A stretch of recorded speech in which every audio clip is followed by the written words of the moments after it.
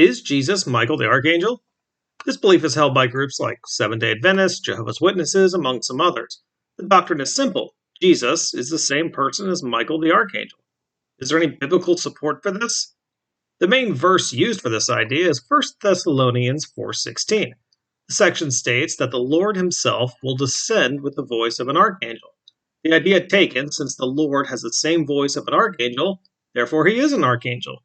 Is the Bible being descriptive, or is it just speaking illustratively? Let's not forget, the Bible uses metaphors all the time. Jesus isn't a literal door or lamb, and more directly, Revelation 1:15 says Jesus has the voice of many waters. This is spoken of Yahweh also in Ezekiel 43:2. Are we to assume God is now a rushing river? Of course not. Rapids are loud. An archangel's voice is loud.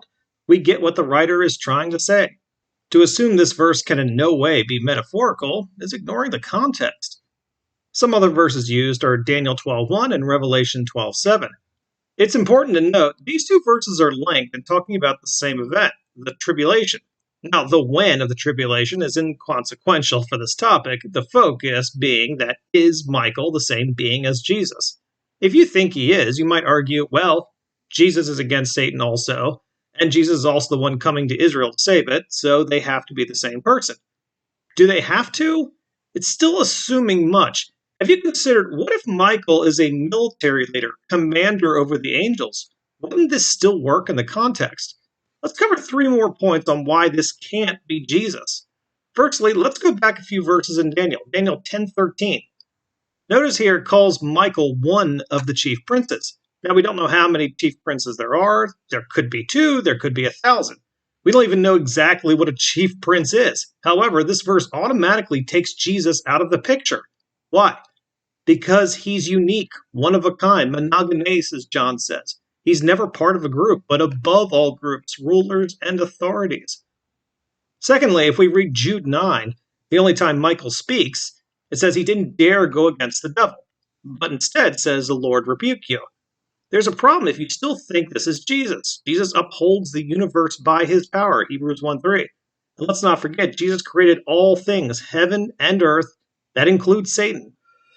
There is an infinite chasm between creator and creation. Plus, even in his humbled state, he told Satan to get lost, and Satan obeyed. Jesus also does this with demons he encounters. Satan isn't Christ's equal. He's below him. Christ is his superior. He's a fallen angel just like the rest of demons and is under complete authority from Christ. He's on a chain. He can only go so far. God is sovereign over all the universe, over all of his creation. Thirdly, let's look at Hebrews 1:5-6. This section says, no angel was ever given such a position, and all angels bow before him and worship him. All angels, that includes Michael. The writer starts Hebrews as an explanation of who Christ is and why he is worthy to be our high priest forever, our perfect mediator, because he's God incarnate, not a mere angel. So who is Michael? Seems to be the commander of the angels. He's put in charge of protecting Israel and in charge of the army of angels. This makes sense as he's an important character. This is why the Bible mentions him on more than one occasion. But Christ is still sovereign over all, and Michael beneath him. This works in every military on earth. The commander-in-chief and the 5-star general both oversee the same army, however, one is a higher position. Consider this as well. When the text says Michael, it says Michael, not Jesus. Each writer could easily write Jesus. They don't because these are 2 different figures, 2 different beings. If you still think he's Michael, then try using his name in place of Jesus. To die is gain, and to live is Michael the Archangel, or I count everything as lost because of the surpassing worth of knowing Michael the Archangel, my Lord. You see, it just doesn't flow right. The point is, the Bible stays consistent and harmonizes when Michael is only an archangel. If someone is preaching Jesus is Michael as an essential belief, what else are they telling you?